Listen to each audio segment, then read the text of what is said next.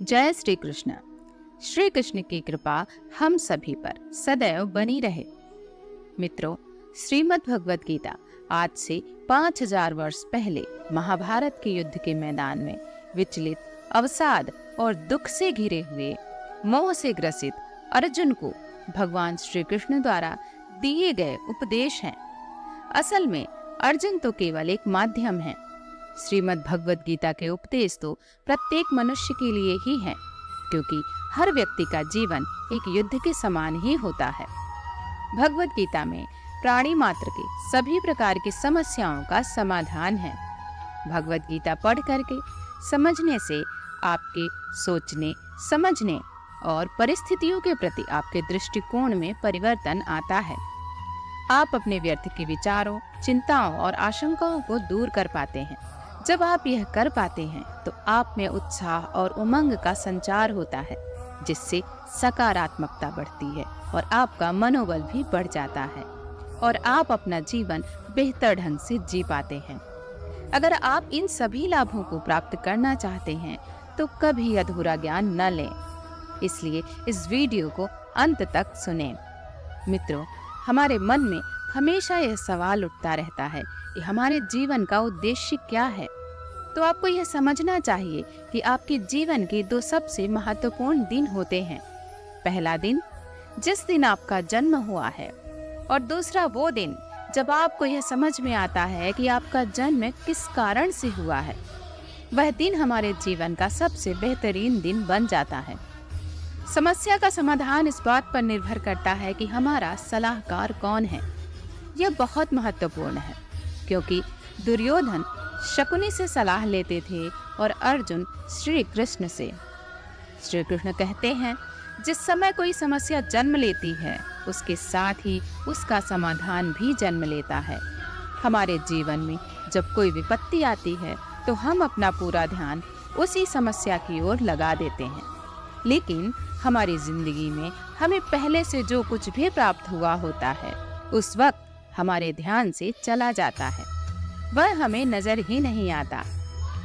आपने कभी ध्यान दिया है कि जो लोग आपको बहुत ज्यादा प्रेम करते हैं, वह आपके ध्यान में ही नहीं आते, लेकिन यदि आपको कोई परेशान करता है, आपको दुख देता है, तो उसका ध्यान आपको हमेशा आता है।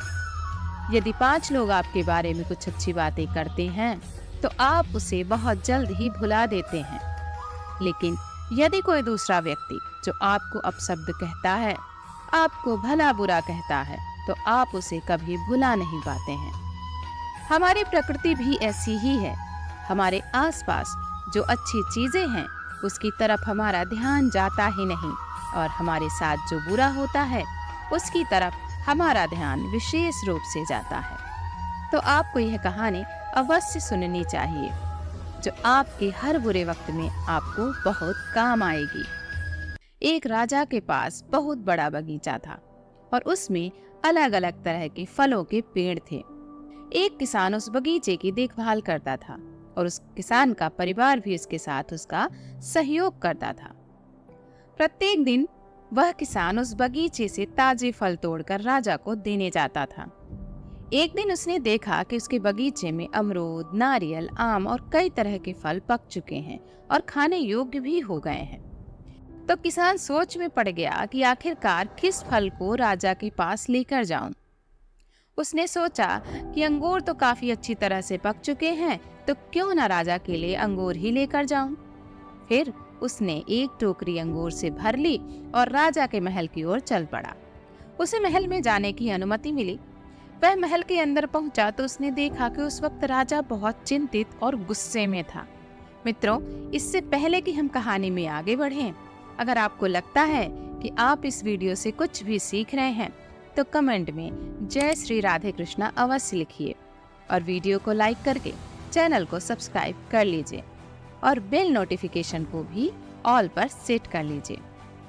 आज भी किसान हर रोज की तरह फल से भरी टोकरी राजा के पास लेकर आया। राजा को गुस्से में देखकर किसान राजा से दूर किसी एक कोने में जाकर बैठ गया।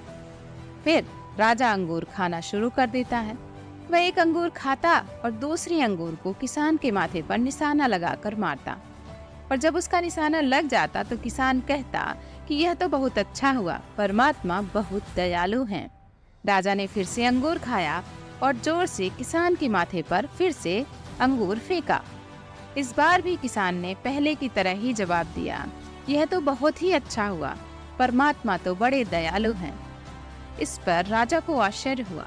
उसने सोचा, मैं तो इसके माथे पर अंगूर फेंककर मार रहा हूँ, लेकिन इसे तो कोई फर्क ही नहीं पड़ता है। इसकी बजाय यह और भी ज्यादा खुश हो रहा है।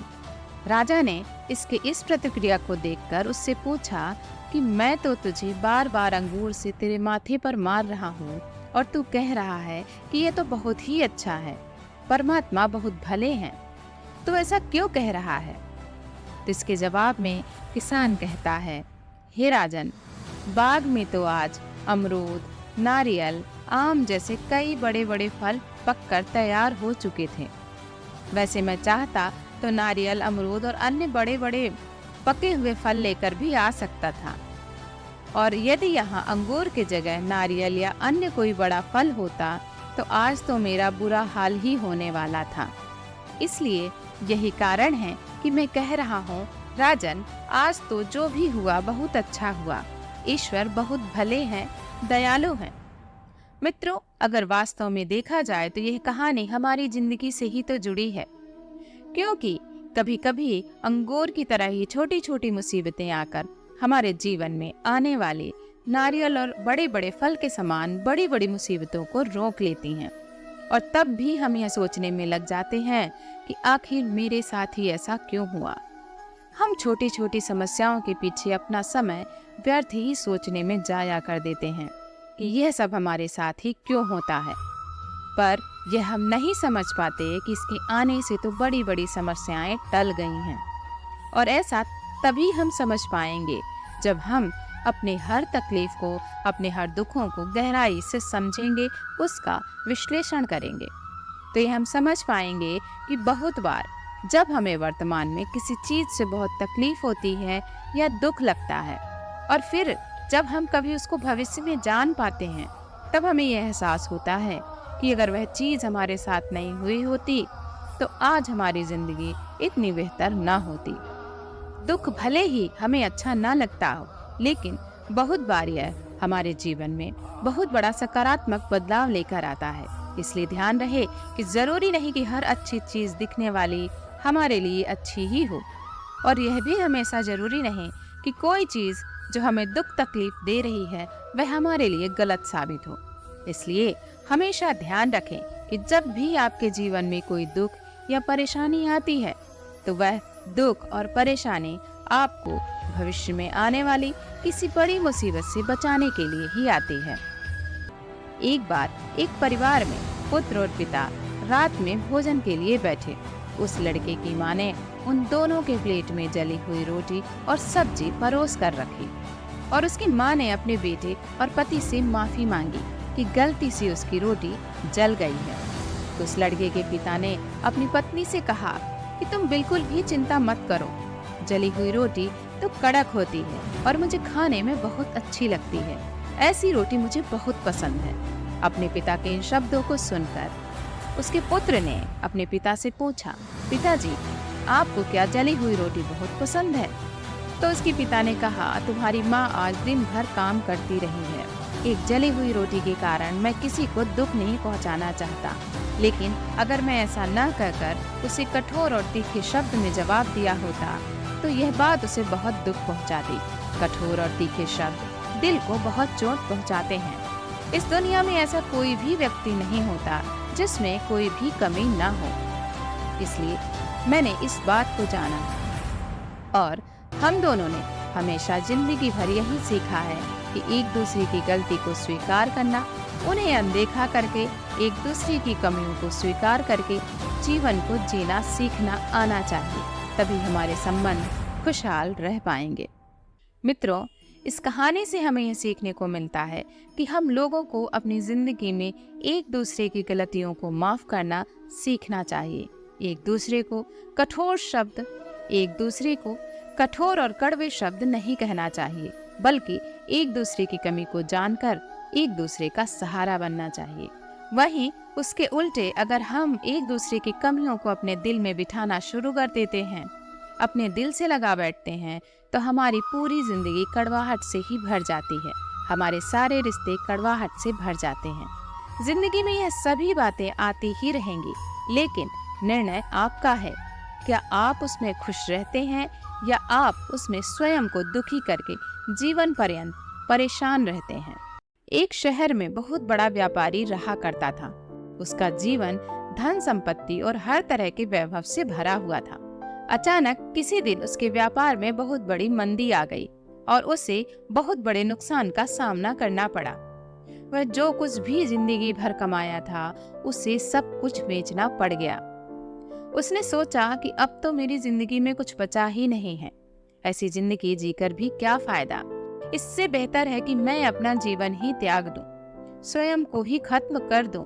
मन में ऐसा विचार निरंतर उसके मन में आता रहा और एक दिन वह शहर के एक बड़ी पहाड़ी की ओर चल पड़ा। पहाड़ पर जाकर नीचे खाई में कूदने का मन बना बैठा। उस पहाड़ पर एक संत बैठे हुए थे। उसने उस व्यापारी को देखा और उससे प्रश्न किया कि आखिर तुम अपना जीवन क्यों त्यागना चाहते हो। उसने कहा कि एक समय की बात है, मैं बहुत धनी व्यक्ति हुआ करता था। मेरे पास रुपये पैसों की कोई कमी नहीं थी, लेकिन आज मेरे पास कुछ नहीं है। मैं कंगाल हो गया हूँ और ऐसी जिंदगी जीने से क्या ही फायदा। इससे बेहतर होगा कि मैं स्वयं को ही मार दूं। तो संत ने कहा, हे व्यापारी, तुम में धन कमाने की कुशलता कल भी थी और आज भी है। बीते वक्त में तुम्हारा धन चला गया है। तूने धन को खोया है, लेकिन अपनी कुशलता और स्वयं को नहीं खोया है। धन कमाने की कुशलता तुम्हारे अंदर कल भी थी और आज भी है। समय एक जैसा कभी नहीं रहता। कल भले ही अच्छा था और आज बहुत मुश्किल हो चुका है, लेकिन खुद पर विश्वास रखो, कल अवश्य ही बदल जाएगा। मुश्किल वक्त का सबसे बड़ा सहारा है उम्मीद, और अगर आप में साहस और हौसला है तो हर तूफान के बाद भी किनारा है। यह मुश्किल वक्त तुम्हें बर्बाद करने के लिए नहीं आया है, बल्कि तुझे और भी बेहतर बनाने के लिए आया है। यह तुम्हारे साहस और कौशल की परीक्षा लेने के लिए आया है। इसलिए तो हिम्मत मत हार और वापस अपने घर को जा और पहले से ज्यादा मेहनत कर। जो कुछ भी तेरे पास है उसे वापस प्राप्त करने की कोशिश कर। उस व्यक्ति के हृदय में उस महात्मा की ऐसी बातें सुनकर एक नई उम्मीद की किरण जाग उठी और एक नया जोश आ गया। उसने ये समझा कि उसका धन समाप्त हुआ है, मैं थोड़े न समाप्त हुआ हूँ। क्या मेरी पहचान, मेरी जिंदगी सिर्फ धन से ही होती है? धन मेरे कारण से था, मैं धन के कारण नहीं था। और मैं अपनी दृढ़ इच्छा शक्ति और अपने मजबूत इरादों से जब चाहूं तब धन कमा सकता हूँ। वो व्यापारी वापस अपने नगर को आया और महात्मा की कही बातों के अनुसार उसने बहुत मेहनत की और पहले से ज्यादा धनवान व्यक्ति बन गया। मित्रों, इस कहानी से हमें ये ज्ञान मिलता है कि वक्त चाहे कितना भी हमें परेशान करता हो, वह वक्त गुजर ही जाता है। इसलिए हमेशा स्मरण रहे कि आपके जीवन में जब भी कोई समस्या या परेशानी आती है तो वो आपकी हिम्मत की परीक्षा लेने आती है।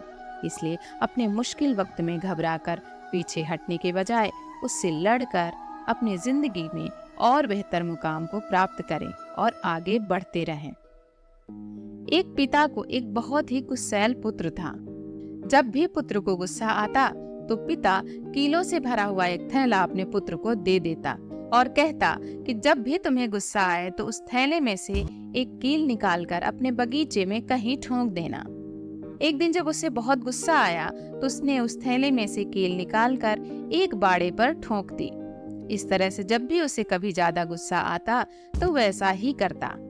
धीरे धीरे उसे एहसास हुआ कि यह बाड़े में कील ठोकने से ज्यादा तो समय मैं व्यर्थ ही बर्बाद कर रहा हूँ। उससे तो कई गुना ज्यादा बेहतर है कि मैं अपने गुस्से पर ही काबू पा लूं। ऐसा करते करते उसके द्वारा बाड़े में कील ठोकने की गतिविधि कम होने लगी। फिर एक दिन ऐसा भी आया, उसने बहुत ही गुस्सा आने के बावजूद भी कील बाड़े में नहीं ठोकी और यह सारी बातें उसने अपने पिता को बताई।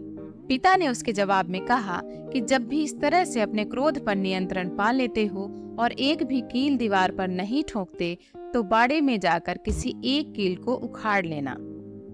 पुत्र ने अपने पिता की बात मानी और वह ऐसा ही करता रहा।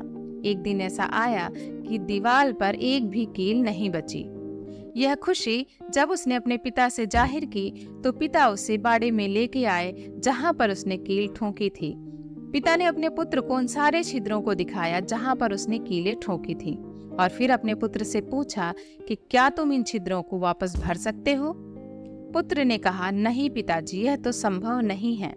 तो पिताजी ने अपने पुत्र के कंधे पर हाथ रखते हुए कहा, अच्छा बेटा, यह बताओ कि इन सब चीजों से तुमने क्या सीखा? इससे तुम्हें यह समझना चाहिए कि तुम्हारे द्वारा कहे गए कटु वचन दूसरों के दिलों में इस तरह छिद्र कर देते हैं जिसको भरना असंभव हो जाता है, जिसको तुम जीवन पर्यंत कभी भी नहीं भर सकते।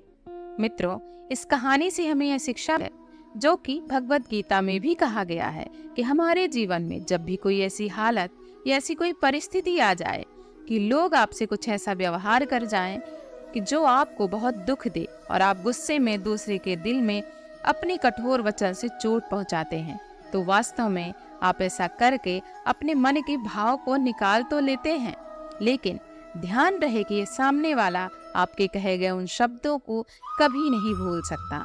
इसलिए आपके जीवन में जब भी कोई ऐसी परेशानी या समस्या आए तो आप अपनी हिम्मत ना खोएं और मन में क्रोध ना लाएं, लेकिन हाँ, उस समय आप अपनी समझदारी और अपने विवेक से अपने धैर्य को अपने साथ रखें और उचित निर्णय लें और किसी को भी गुस्से में कठोर और या कड़वे वचन ना बोलें। एक बार की बात है, एक व्यक्ति जंगल के रास्ते से होकर दूसरे शहर को जा रहा था। रास्ते में उसने एक हाथी को देखा। उसने देखा कि वह हाथी बहुत ही ज्यादा ताकतवर था, लेकिन इतना शक्तिशाली होने के बावजूद भी वह एक रस्सी से बंधा हुआ था। उस व्यक्ति को बहुत आश्चर्य हुआ कि इतना शक्तिशाली हाथी एक पतली सी रस्सी से बंधा हुआ है, जबकि हाथी चाहे तो रस्सी को तो एक बार में ही तोड़ सकता है, क्योंकि वह बड़े बड़े चट्टान को, पेड़ को, किसी को भी उखाड़ कर फेंक सकता है और बड़ी बड़ी जंजीरों को भी तोड़ सकता है और अपनी आजादी प्राप्त कर सकता है। लेकिन इसके बावजूद भी वह एक पतली और कमजोर रस्सी से बंधा हुआ है। वह ना तो कोई जंजीर थी और ना ही कोई पिंजरा, फिर भी वह असमर्थ दिखाई दे रहा था। उस व्यक्ति के मन में यह सवाल उसे बहुत विचलित कर रहा था, इसलिए वह तुरंत ही हाथी के रावत के पास गया। उसने रावत से पूछा कि इसका क्या कारण है कि एक मजबूत हाथी एक पतली और कमजोर रस्सी से बंधा हुआ है और कुछ भी करने का प्रयास नहीं कर रहा। तब रावत ने कहा कि जब यह हाथी बहुत छोटा था, उस वक्त से ही इसे पतली रस्सी से बांधा जाता था। उस समय यह बहुत छोटा था, यह रस्सी इसके सामने बहुत ज्यादा मजबूत थी और उस वक्त उस मोटी रस्सी को तोड़ भी नहीं सकता था। उस समय जब इसने रस्सी को तोड़ने का प्रयास किया तो रस्सी नहीं टूटी। उस दौरान इसके पैरों से खून भी निकल जाता था और उसे बहुत गहरे चोट भी लग जाती थी, लेकिन वह छोटा और बच्चा होने के कारण इस रस्सी को नहीं तोड़ पाया। उसने बहुत बार प्रयास किया, लेकिन रस्सी नहीं टूटी और अंत में इसने हार मान ली कि मुझसे यह रस्सी तो नहीं टूटने वाली। धीरे धीरे समय बीतता गया, वह बड़ा होता गया और उसके मन मस्तिष्क में यह बात बैठ गई कि यह रस्सी उससे नहीं टूटने वाली।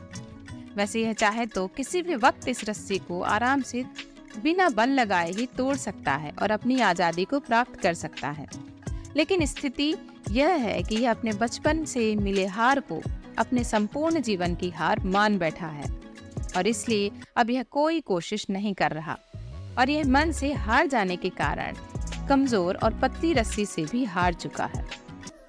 मित्रों, यह कहानी भी हमारी जिंदगी की तरह ही है, क्योंकि जब हमारी जिंदगी में कोई परेशानी या दुख तकलीफ आती है तो हम अपने आप को उसके सामने बहुत छोटा समझने लगते हैं और हार मान लेते हैं। हमारे मन में डर बैठ जाता है और परिणाम यह होता है उस परेशानी से निकलने के दोबारा हम कोशिश ही नहीं करते, क्योंकि हम मन से हार चुके होते हैं। उसी तरह असलियत में हमारे दुख इतने शक्तिशाली नहीं होते जितना हम मान लेते हैं, लेकिन हम उन दुखों को खुद से बड़ा समझ लेते हैं, उन समस्याओं को बहुत अहमियत देने लग जाते हैं और इसी कारण वह समस्या उल्टे खुद हम पर ही हावी हो जाती है और हमें वह बहुत विशाल लगने लग जाती है।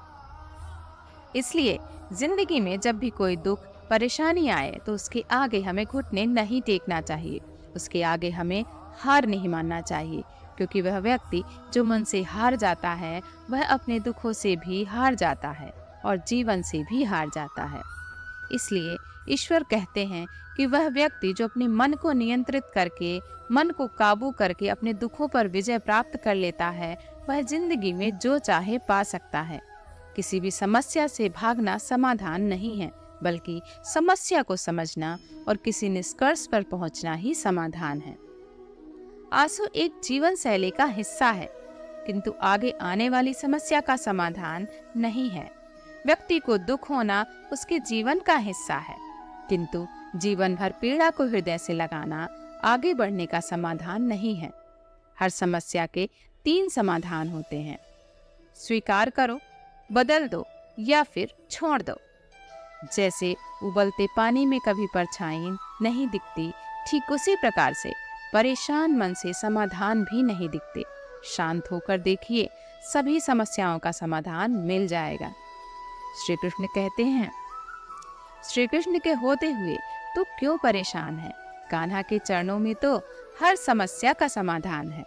राधा राधा जपने से हो जाएगा तेरा उद्धार, क्योंकि यही वह नाम है जिससे कृष्ण को है प्यार। अगर बना सकते हो तो श्री कृष्ण को अपना बना लो। जीवन के सारे दुख दर्द दूर हो जाएंगे और सुख की अनुभूति होगी। भगवान श्री कृष्ण कहते हैं, यदि मेरा भक्त मौन होकर सब कुछ सुन रहा है तो स्मरण रखिए, उसके मौन और विश्वास का उत्तर मैं स्वयं देता हूँ। माँ का हाथ है और श्री कृष्ण का साथ है तो फिर दुख में भी सुख का एहसास है। मौन सबसे अच्छा उत्तर है किसी ऐसे व्यक्ति के लिए जो आपके शब्दों को महत्व ही नहीं देता। अपनी पीड़ा के लिए संसार को दोष मत दो, अपने मन को समझाओ। तुम्हारे मन का परिवर्तन ही तुम्हारे दुखों का अंत है। दृष्टि से अधिक आवश्यक प्रेम और आदर से भरा दृष्टिकोण है, क्योंकि वही आपको प्रेम और सम्मान दिलाएगा। राधा ने श्री कृष्ण से पूछा, प्यार का असली मतलब क्या होता है? श्री कृष्ण ने हंसकर कहा, जहाँ मतलब होता है वहाँ प्यार ही कहाँ होता है। ईश्वर पर भरोसा इतना रखो कि जब आपकी इच्छा से काम ना हो तो समझ लीजिए यह उनकी इच्छा है, और जब आपकी इच्छा से काम हो तो समझ लेना यह उनकी कृपा है।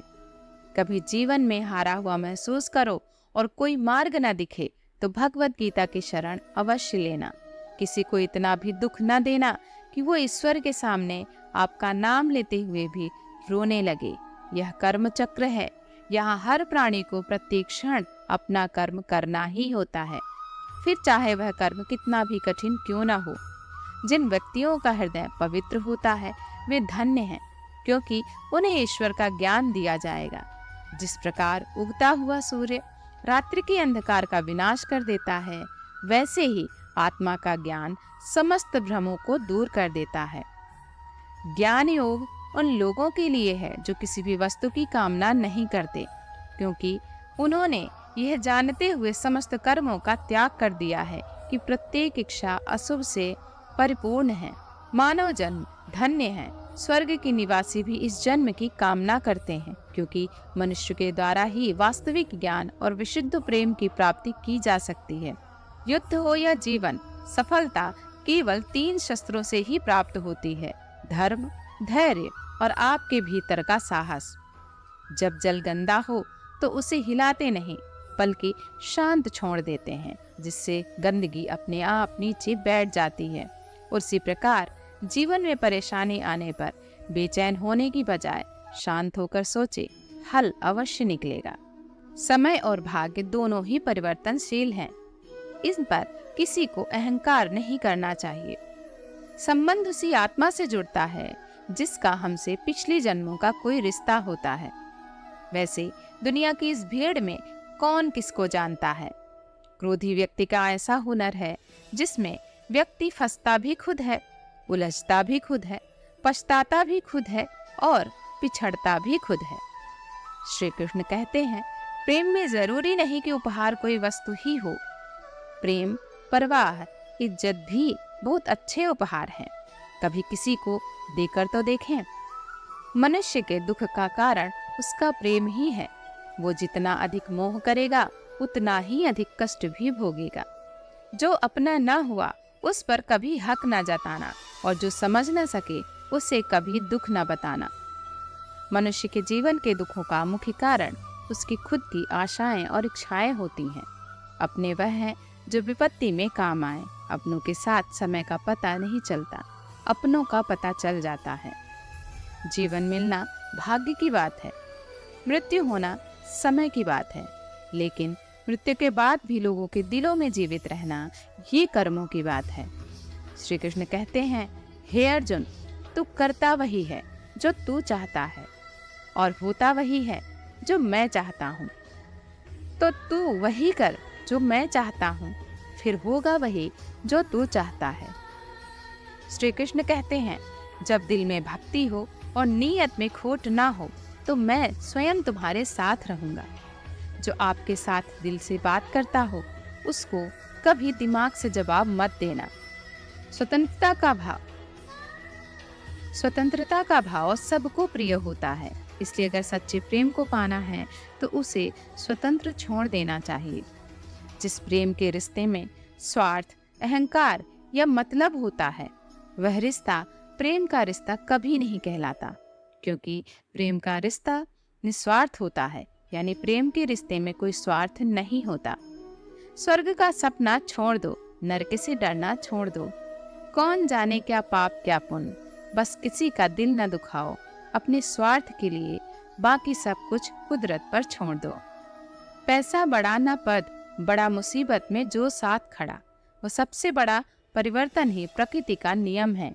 इसलिए जो पीछे छूट गया उसका शोक मनाने की जगह जो आपके पास है उसका आनंद उठाना चाहिए। जिंदगी में कभी उदास मत होना, कभी नाराज नहीं होना।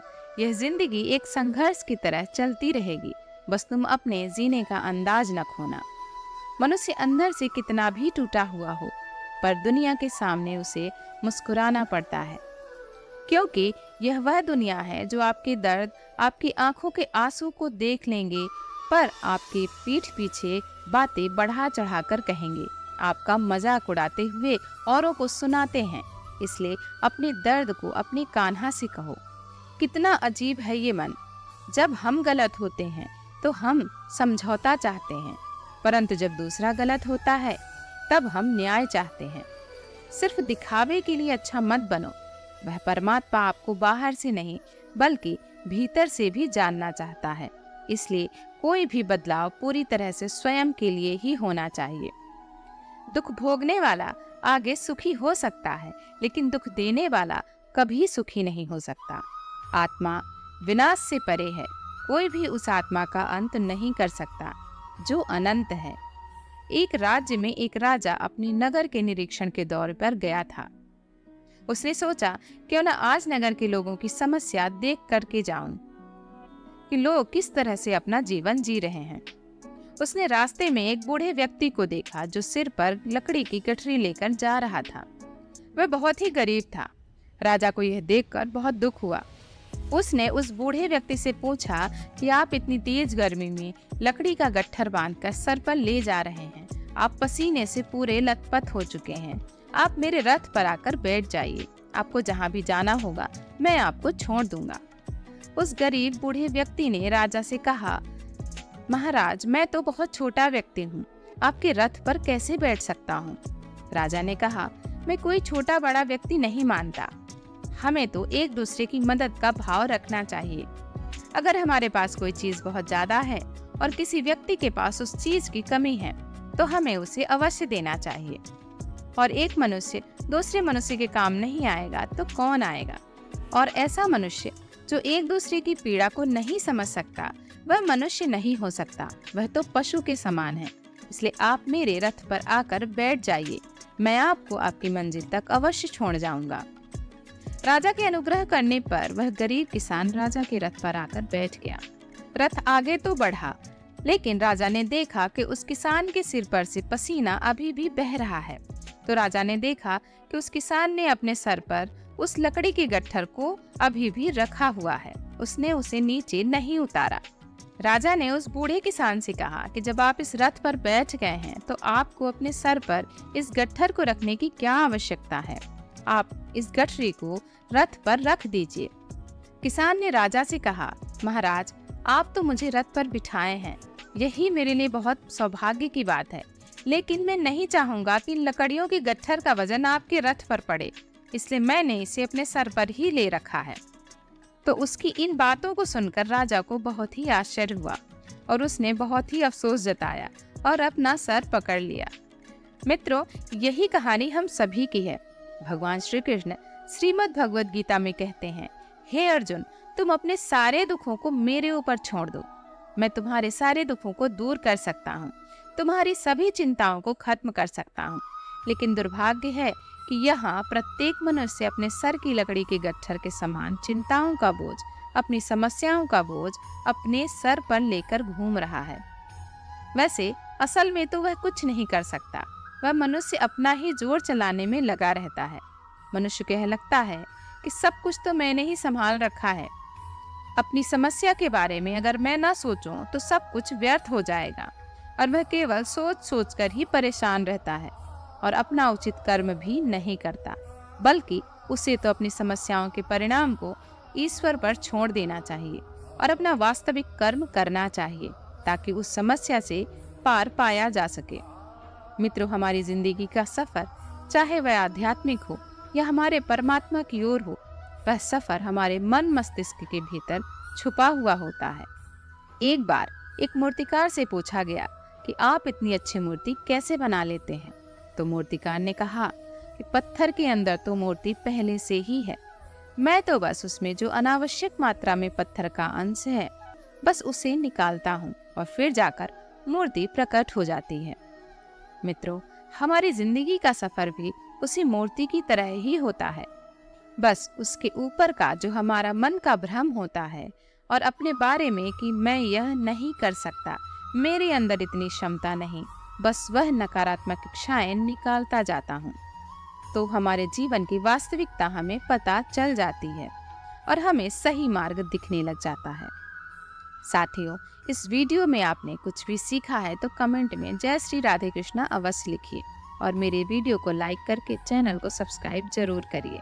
जय श्री कृष्णा।